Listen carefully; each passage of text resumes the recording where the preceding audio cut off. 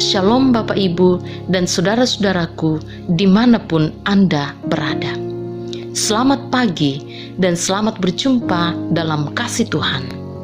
Mari bersama kita menyambut hari ini dengan sukacita dan dengan syukur. Dan kita awali bersama-sama dengan mendengarkan kebenaran firman Tuhan.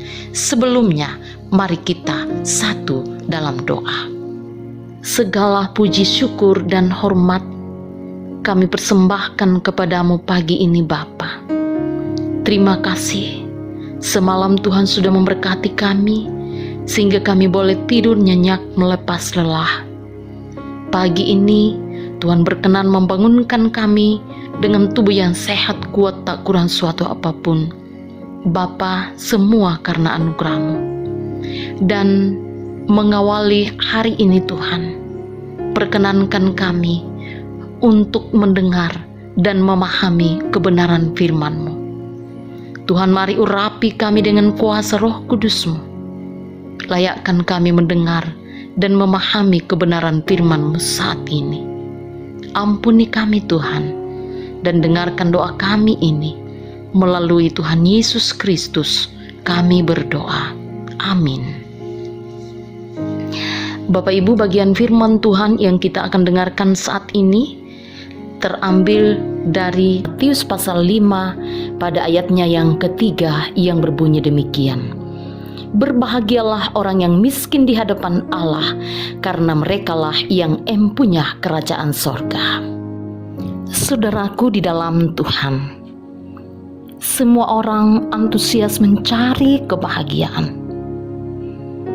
Semua orang berupaya mendapatkan kebahagiaan. Karena itu ada banyak orang yang berupaya mengumpulkan harta sebanyak-banyaknya demi untuk mencapai kebahagiaan itu. Karena itu tidak dapat disangkal bahwa harta benda duniawi tidak bisa menjamin kebahagiaan yang sesungguhnya bagi manusia, bagi anak-anak Tuhan. Namun begitu sigapnya manusia menempatkan kebahagiaan di atas benda-benda ini. Sekalipun pohon kebahagiaan tidak dapat tumbuh di Taman Eden duniawi. Mengapa?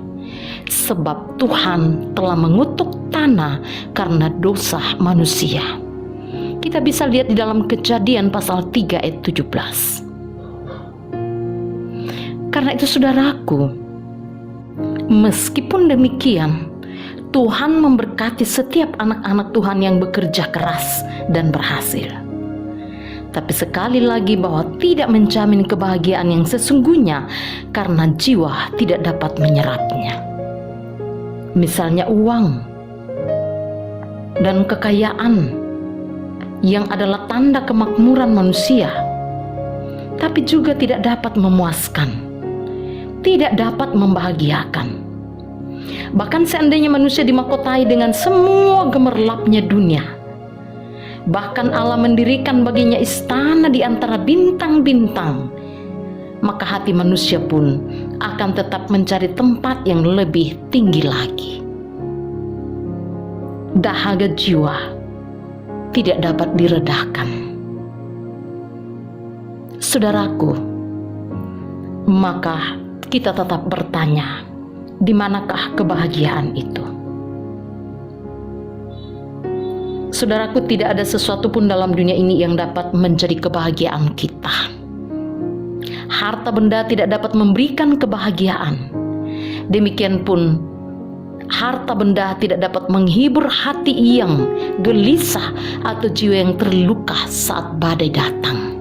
Saudara, dalam Daniel pasal 5, seorang raja yang sedang berpesta pora bersama 1000 pembesarnya. Mereka minum anggur yang begitu enak. Itulah Raja Belsyazar.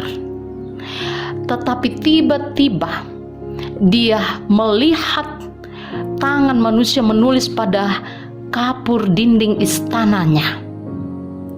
Tiba-tiba pada saat itu dia menjadi pucat pikirannya menggelisahkan, sendi-sendi pangkal pahanya menjadi lemas dan lututnya berantukan. Kita lihat di situ minuman anggurnya menjadi masam, wajahnya berubah, dan pesta poranya rusak. Saudaraku, di sini terbukti bahwa kesanggupan dunia mengatasi kesulitan rohani tidak melebihi kesanggupan secari kertas menangkis terjangan peluru. Karena itu harta duniawi bagaikan istana salju di bawah matahari. Karena itu saudaraku, ternyata kenikmatan dunia akan berubah jadi kutuk pada akhirnya apabila kita terbuai di dalamnya dan tidak takut kepada Tuhan. Nah, berapa banyak orang saudaraku yang telah mengorbankan jiwa mereka demi menghimpun kekayaan dengan tidak takut kepada Tuhan. Ibarat sebuah kapal dapat tenggelam justru penuh dimuati emas. Demikian juga kita lihat Yudas Iskariot yang begitu bahagia bersama Tuhan Yesus, tetapi dia menjual keselamatannya demi uang. Saudaraku, karena itu menempatkan kebahagiaan kita di atas hal-hal duniawi, maka itu serupa mencari hal-hal yang sia-sia.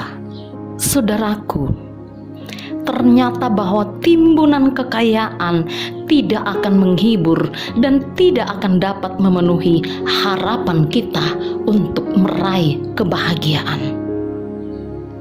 Karena kesenangan lahiriah tidak dapat membuat kita bahagia. Lalu saudaraku, di manakah kebahagiaan itu yang sesungguhnya? Mari kita lihat di dalam perikop kita pada saat ini.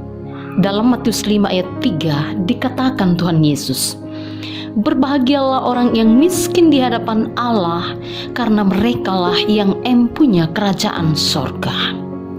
Saudaraku, kalimat ini diucapkan Tuhan Yesus kepada orang banyak yang pada saat itu setia mendengarkan pengajarannya pada saat ia berkhotbah di atas bukit. Dan mayoritas pendengar Tuhan Yesus pada saat itu adalah orang-orang Yahudi yang menderita karena penjajahan Roma. Mereka dalam kemiskinan karena hak-hak mereka dirampas oleh penjajah. Namun demikian saudaraku, yang dimaksud Tuhan Yesus di sini ketika dia mengucapkan orang miskin adalah, kita harus pahami bahwa bukan miskin secara materi yang dimaksud, tetapi miskin secara rohani. Miskin secara rohani yaitu orang-orang yang memiliki kerendahan hati, memiliki hati yang lembut, yang merasa tidak berdaya dan hanya bergantung sepenuhnya pada Tuhan saja. Itulah orang-orang yang miskin secara rohani di hadapan Tuhan. Karena itu saudaraku, sangat jelas dalam perikop kita saat ini bahwa orang-orang yang berbahagia adalah orang-orang yang miskin di hadapan Allah, atau orang-orang yang benar-benar takut kepada Tuhan, yang hidup dalam kerendahan hati, yang memiliki hati yang lembut. Seperti Musa, bandingkan di dalam Bilangan pasal 12 ayat 3. Yang merasa tidak berdaya, yang hanya bergantung sepenuhnya pada Tuhan. Karena itu saudaraku, entah orang kaya atau orang miskin, semuanya sama asalkan memiliki hati yang taat. Karena itu saudaraku, kebahagiaan anak-anak Tuhan yang sesungguhnya adalah ketika dia takut kepada Tuhan. Ketika kita menjadi anak-anak yang benar-benar taat kepada Tuhan. Karena itu dalam Matius pasal 5 di sini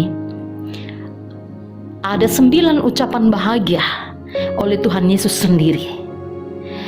Tetapi semuanya merujuk pada orang benar yang tidak melakukan kejahatan, tetapi yang benar-benar takut kepada Tuhan, yang lemah lembut dan memiliki kerendahan hati.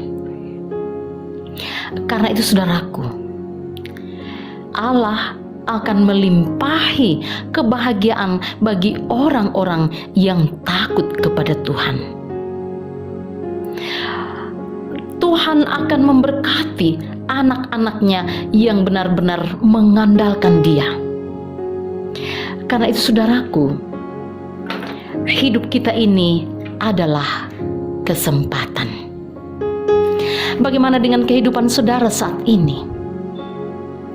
Adakah saudara benar-benar merasa miskin di hadapan Allah? Adakah kita benar-benar sudah tergantung sepenuhnya kepada Tuhan? Apakah kita tidak mengandalkan kekuatan kita, diri kita, atau melihat segala pencapaian kita adalah hasil kekuatan kita?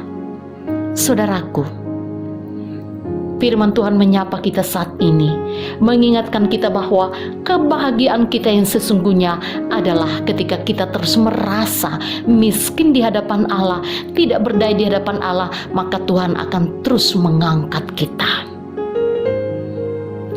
Karena itu mari kita menjadi anak-anak yang setia. Setia melakukan tugas dan tanggung jawab dalam perkara kecil, Allah akan memberkati kita dengan perkara-perkara yang besar. Hidup yang setia dan taat adalah hidup yang berkemenangan dalam kasih. Untuk itu saudaraku, mari kita pergunakan waktu yang ada saat ini. Hidup kita ini adalah sementara. Karena itu, hidup yang sementara inilah menjadi kesempatan bagi kita untuk melayani Tuhan. Jangan pernah kita berkata bahwa telah cukup berkarya bagi Tuhan. Saya telah banyak berkarya untuk Tuhan. Saya ingin istirahat. Anak-anak Tuhan tidak mengenal lelah bekerja di ladang Tuhan. Tapi teruslah melayani Tuhan, saudaraku. Mari kita terus melayani Tuhan. Mari kita menjadi orang-orang yang setia, karena Dia akan datang dan membawa kita masuk dalam kebahagiaan, dalam perjamuannya, dan berpesta dalam santapan sorgawi selamanya bersama Tuhan. Bandingkan dengan seorang hamba dengan hamba-hamba yang setia. Dalam Matius 25 ayat 21c dan 22 bagian C, di sana dikatakan, berbahagialah hamba yang didapati tuannya melakukan tugasnya itu ketika tuannya datang. Maka tuannya akan berkata, masuklah dan turutlah dalam kebahagiaan tuanmu. Saudaraku, kebahagiaan penuh kita adalah ketika segala yang kita miliki kita gunakan untuk memuliakan Tuhan, termasuk waktu kita, kesempatan kita, dan segala milik kita. Mari kita gunakan untuk memuliakan Tuhan. Dengan terus merasa miskin di hadapan Allah, kita tidak layak di hadapan Allah, tapi Allah yang melayakkan kita. Dengan demikian saudaraku, maka kebahagiaan yang kita dambakan akan kita capai di dalam Tuhan. Karena itu saudaraku, mari kita terus berserah kepada Tuhan dengan tetap setia. Dan biarkanlah Allah yang Maha Kasih meninggikan saudara.